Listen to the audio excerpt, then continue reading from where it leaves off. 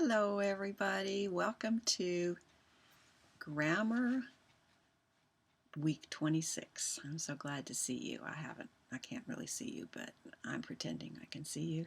So I am so glad to be here, and we're going to get started really quickly. So if you have your packet, which you can download from the website, you will see a packet that's just like you've always had before.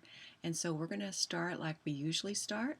We're going to start with our classwork, our classifying our sentences. We're getting towards the end of the year now, so pretty soon you're not going to have them to classify, but today you do. So let's go ahead and get started. So if you will turn to your classwork page, it's week 26 classwork. We're going to classify those together. It's going to be a little bit different because I'm not standing up in front of the board marking it as you tell me what you think they should be. So you may have noticed in your packet that you have an answer key, but that's not for you to look at yet. All right, we're going to do it together, and then you can check it afterwards with that answer key. Okay, you ready to get started? The very first sentence is, the mechanic worked on the flat tire during the night. All right, so let's go ahead and go through our question answer flow just like we usually do. And I won't be able to call on each of you, so I'll just help you do it by doing it too. So here we go. The mechanic worked on the flat tire during the night. All right, so we're going to ask our first question, and that is, who worked? The answer is what? It's the subject noun, and it's mechanic. So mark mechanic. Then we say, what did mechanic do? Well, mechanic worked. So that would be the verb, correct. And then we have on. What is on? On is a preposition.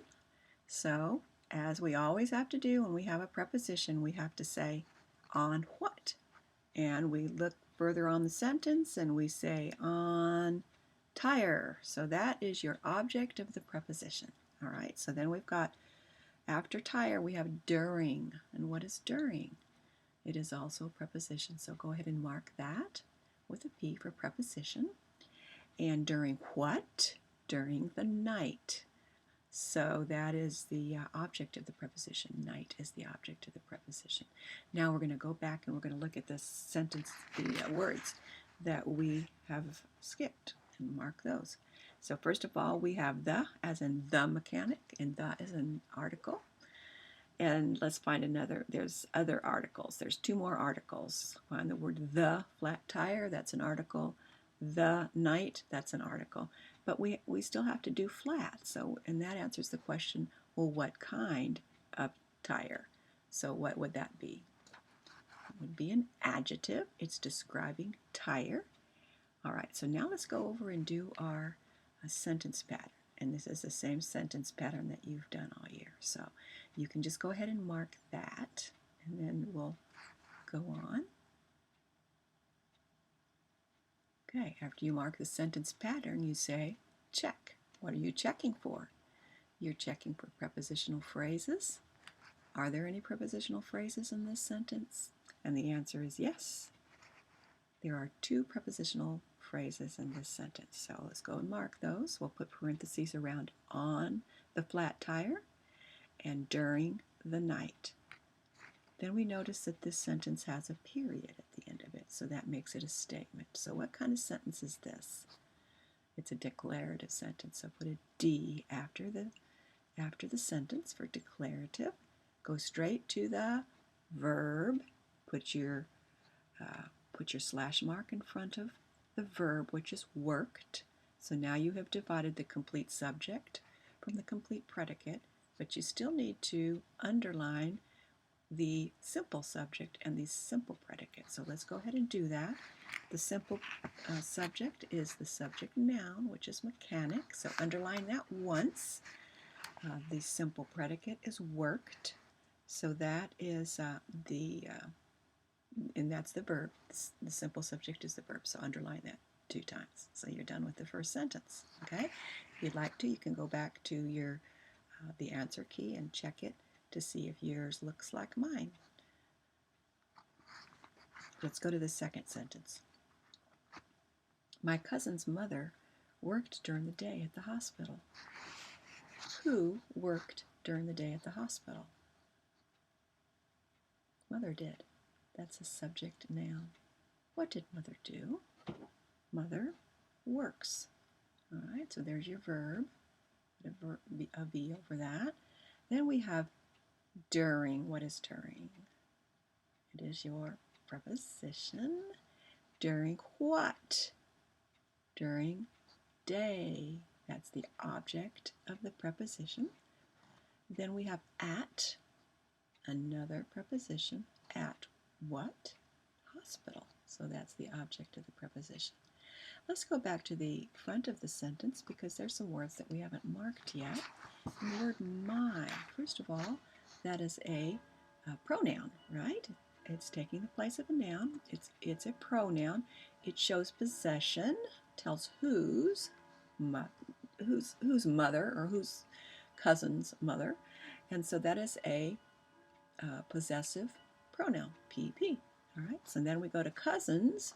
Well, that is a noun, but that also shows possession. So that is a possessive noun, and so that's a PN. Then we have our article adjectives to mark. There are two of them, the and the. Okay, let's go to make our sentence pattern. Go ahead and write that right now.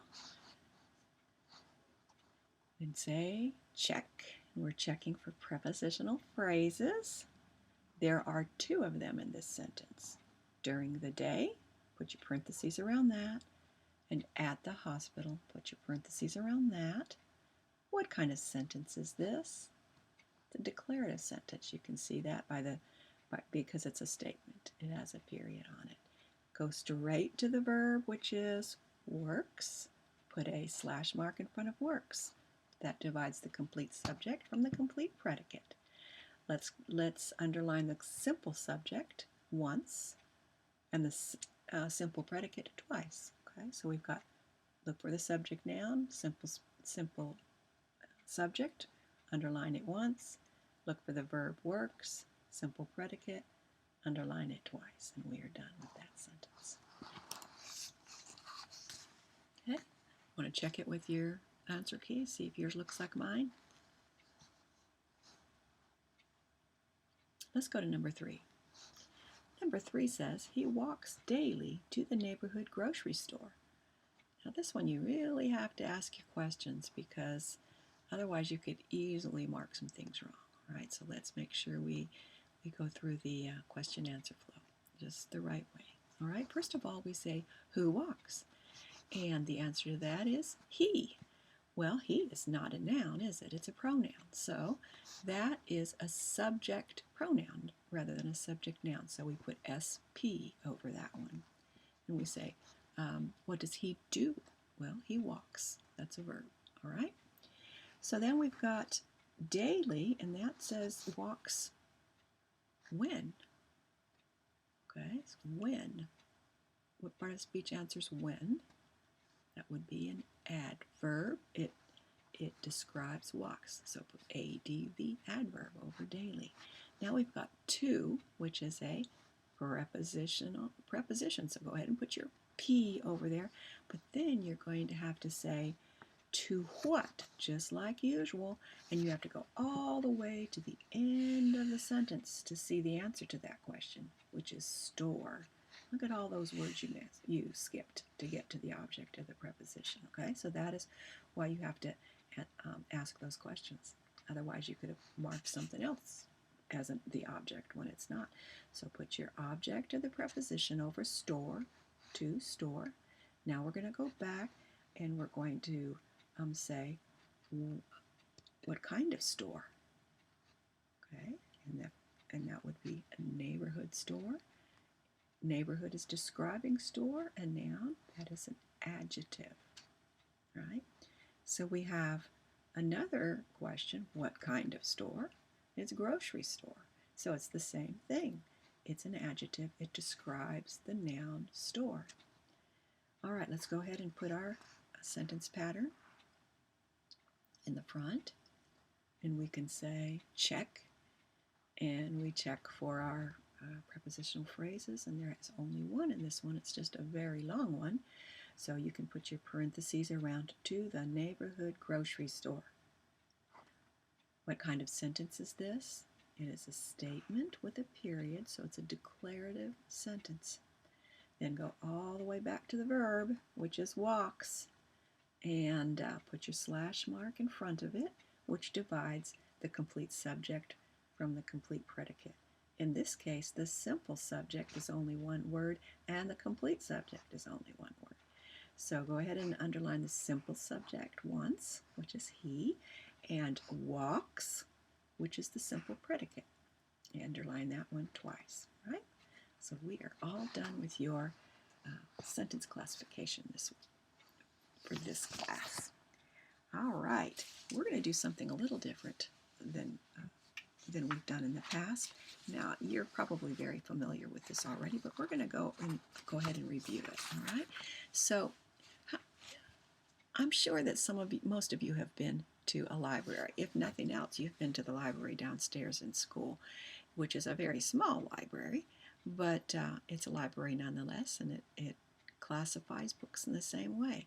Now, if you walked into a library and you had no idea how to find a book, you would look all around you and you'd see millions and millions of books, and you would say, oh my goodness, how on earth am I going to find that book I'm wanting? There's too many to look through. I can't go through one after the other.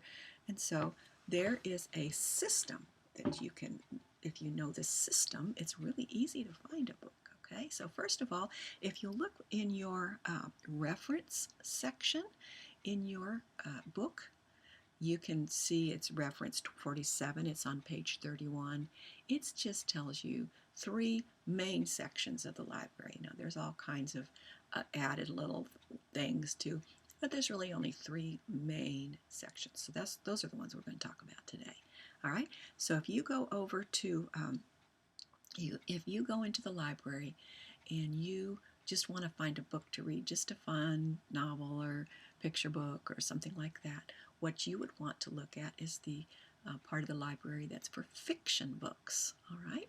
And you know from other classes that you've taken that fiction means that fiction are books that are not true. They're just made up by people, okay? So that's really a huge part of a library, huge part of a library. And the way you find the fiction section is you find the books and look on the spine, on the side of the book or the end of the books. And I have a picture in your packet, and it looks something like this. Okay, can you see it? You look on the spine, and on that spine you'll see some letters. There's usually 2 rows of letters. One, the top row, usually either says an F or FIC, which stands for fiction. If that book has an F or an FIC on it, then you know that it is a fiction book. Underneath it, you'll see 3 more letters, and all that is the first 3 letters of the author's last name.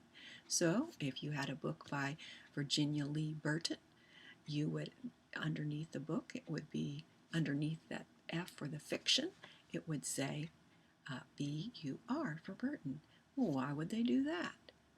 It's because if they put books in the library in alphabetical order, then it'll be a lot easier to find. So that's what that is all about. So the fiction is on the top, the first 3 letters of the last name of the author is underneath it, and then they put that in alphabetical order. So if you knew that the author's name was Burton, well, that's a B, so that would probably be closer to the beginning of the fiction books. But if you had something that was in the middle, if you had an author with the name that started with an M, and then you kind of look in the middle, but it's real easy. If you know your alphabet and you know the author's last name, it's really easy to find books. Okay, then we have another section, and I'm going to tell you another way to find books too at the end here, but that's the main way you find fiction books. Okay, you know that it's fiction by the F or the FIC on the top, and then underneath it the first three letters of the last name. Well, what if a book is nonfiction? There's a whole bunch of books that are nonfiction. I mean, if you want to find a book about science, you want to find a book about rockets, if you want to find a book about insects, or just spiders or whatever, that is a book that would be in the nonfiction section. Well, that is organized in a little different way. If you find a book that is in nonfiction, you'll see that it has also on the binder, on the end of it, it has two lines, just like the fiction books, but the two lines are a little bit different. On the top line, you'll see numbers, and then on the second line, you'll see the same thing as on fiction books. You'll see the first three letters of the author's last name. All right, so what in the world are those numbers? Well, there's something called the Dewey Decimal System. Some books are classified by the Dewey Decimal System. Some are Library of Congress. Those are just different ways to classify books. But the Dewey Decimal System is a system where all the books of the same kind have certain numbers. And so all books that are religious books would have the same, would start with the same number. Now and we're going to look at this for a second. How about if we just go ahead and look at our chart here? All right, you see this little chart? This is it's a pretty basic chart, but it kind of tells you the numbers. So if you were looking for a book in about Spanish, you would go look at the 400s. If you were wanting to find a book of jokes, you would go look at books that have 800, and they're all numbered in order. So of course you'd find the 800 books further on than you'd find the 200 books. All right. Now, if you look at our books that are in our library, since our library is in a church, many of the books there are in the 200s because it's a religious institution. So there's a lot of religious books there. There's Bibles and there's theology books and all kinds of things. Well, it's not only just 200. It goes from 200 all the way to 299. Okay, so those books are all organized according to number, but they're all religious books. Or if you were going to look for a book about, I don't know, animals, you'd probably look at the 500s because the 500s have books about different math, animals, and space. Or you could look on the 600 because there's pets there. All right, so you could look at both of those and find all kinds of books about animals and about different pets. Right? So, but you still need to know your ABCs. All right. So, because even though you know the numbers, well, once you get to all the 300s or all the 400s, it still has to be alphabetized by the author's last name. Otherwise, it'll be a real mess. And so if you know that you're looking for a book by about science by a person named Dr. Jones, then you would look in the section that about science. You'd look, let's see, which one would be science here? You would find, I don't know, maybe in the 500s, or you just probably that would be the place to start. Go to the 500s and then look for Jon, Jones, and voila, you probably find the book you're looking for Jones. Okay, for the science book. And you'll also see a picture here of a bunch of books that are out in order like that. It's kind of hard to see them because they're little, but you can take a look there. Now there's a certain special kind of nonfiction book called a biography. It's not biology. It's called a biography, and a biography is a book about a person, a specific person.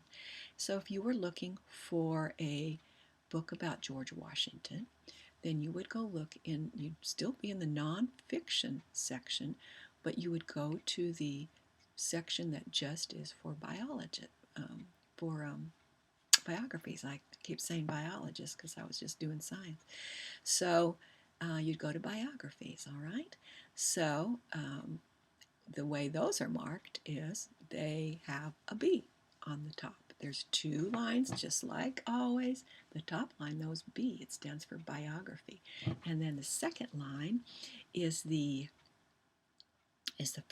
first three letters of the last name of the person that the book is about. So if you wanted to find a biography about George Washington, you'd go to the biography section. You'd see B, and then underneath it, you would see the W-A-S. Those are his first three letters of his last name, and those would probably be close to the end of the biography section since it's a W.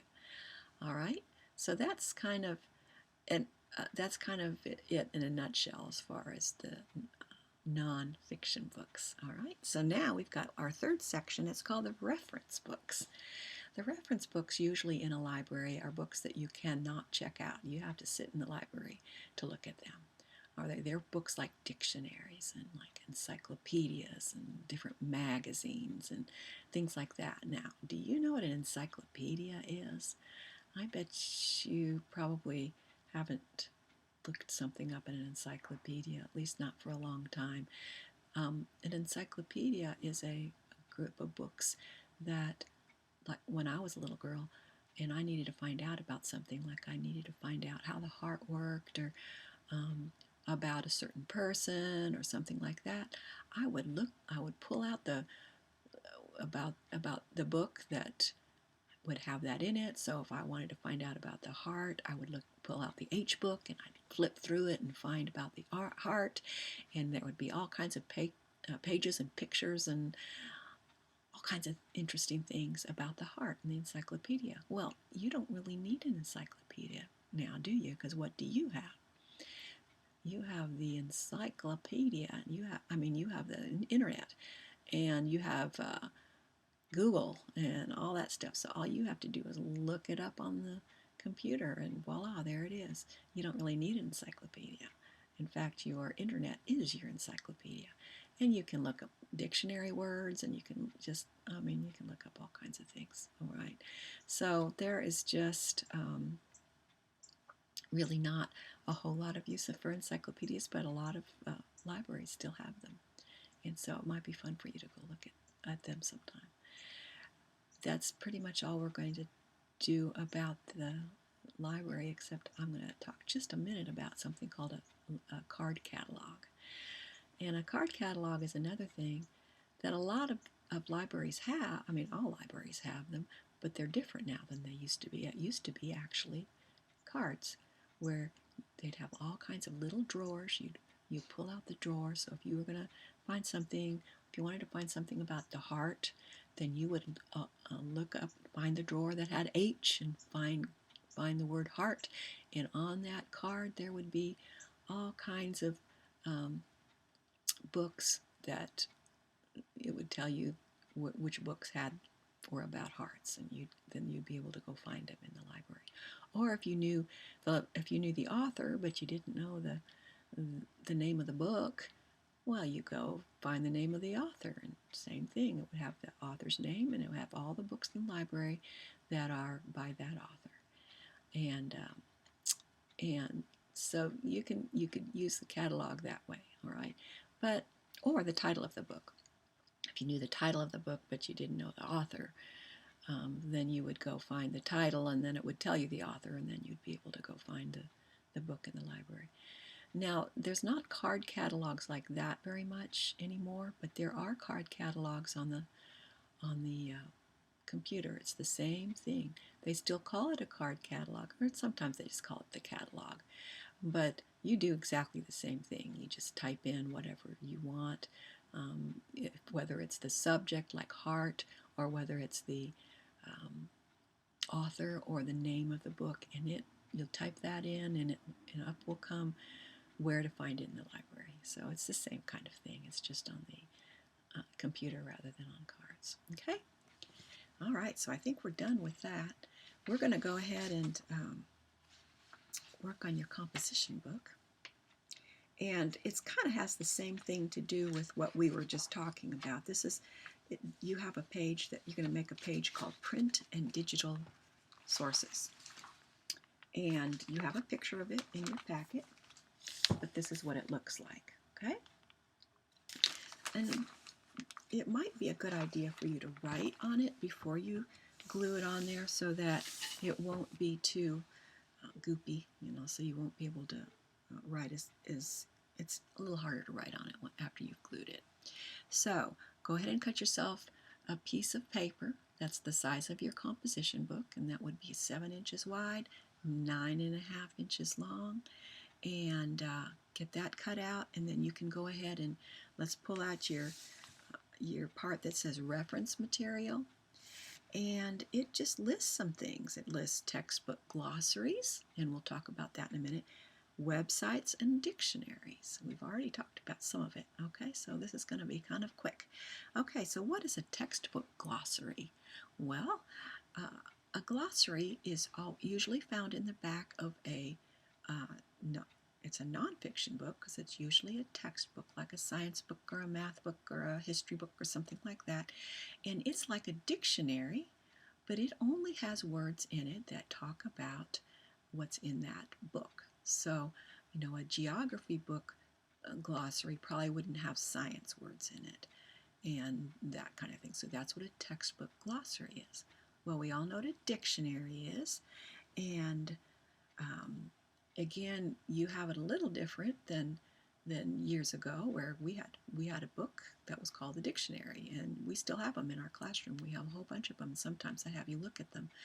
But a dictionary is just a book that has all the English words in it, and they're in alphabetical order to make it easier to find, and they tell how the word is spelled and what the meaning of the word is and what part of speech the word is. I'm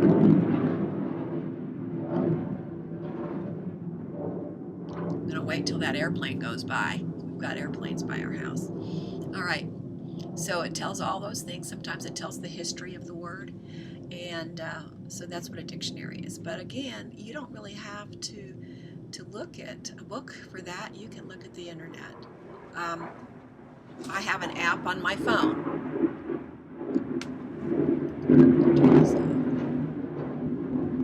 I needed to wait till that airplane went by.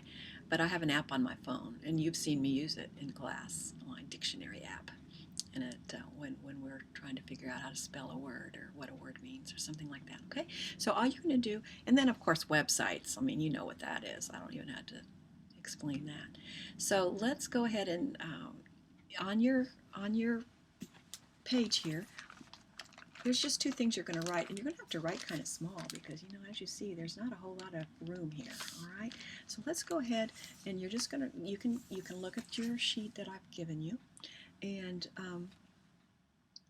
you can write about glossaries. Glossaries are found in the back of books. Oh, and this is what I didn't talk about. Sometimes there's a link in an ebook, okay? So if you're reading a book on Kindle, then there's sometimes a link that you can go to. Then dictionaries give the following. They give word, pronunciation, part of speech. They give the definition. All right, so they do all that. So I'm going to give you a minute to work on that. And actually, when you're done with your writing on that, then go ahead and glue it on your page that you've cut out, just as if it was your composition book. Okay, by the end of the year, you're going to have several of those pages. So we'll have to be sure to get your composition books to you so that you can glue them all in there and have your reference book. All right, what we're going to do next is just your spelling. We're coming to the end of things here. And what I need to find the spelling myself so that I can go over it with you.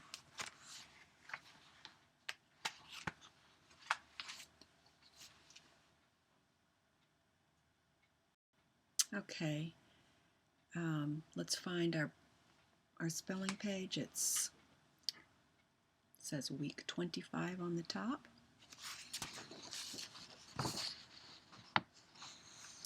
And today you have words that are spelled that have a lot of different sounds, ways to spell the sound F. And so I'm going to first of all read through your words. If you want to read them with me or say the word right after me, you can do that. That would be just fine. So let's go ahead and go through your words, okay? Let's start. Phone, photograph, orphan, alphabet, graph, nephew, enough, father, half, Friday, cough, unhappy, happier, happily, happiness, geography, phonograph. All right? Those are all your words for this week. But first of all, let's go ahead and look at all the sounds that make the F sound, okay? There are 3 of them in your words this time. You've got the PH, it says F. You have the GH that says F. And then, of course, you have just your F. So what I would like you to do right now is take your highlighter and highlight all of the sounds that make F in your words. So for the word phone, you would highlight the PH. For the word photograph, there's 2 of them. It would do PH and PH. So go ahead and go down your list and mark all the sounds that you hear that say F. You have some other words in your list that have the word happy in them. And sometimes happy has different endings on it. And you will see, or beginnings, prefixes. Unhappy, happier, happily, happiness. And you'll notice that if you're adding an ending to the word happy, a lot of times you have to change the Y to I. So how about if you go ahead and mark the endings of those words? So for happier, it would be I-E-R. For happily, it would be I-L-Y. And for happiness, it would be I-N-E-S-S. One of the words, unhappy, has a prefix, un, so you can mark un for that. All right, then of course, then you have some words that end in L-Y and N-E-S-S, ness. And that's easy enough to find. So if you go ahead and mark the L-Ys at the end of words and the N-E-S-S at the end of words, then that will all help you remember what you need to remember about those words. All right, so I think that is pretty much it. And it's been kind of a bumpy last few minutes because of all the airplanes, but hopefully you can get an idea of what's going on here, okay? And I can hardly wait to see you next week. Bye-bye.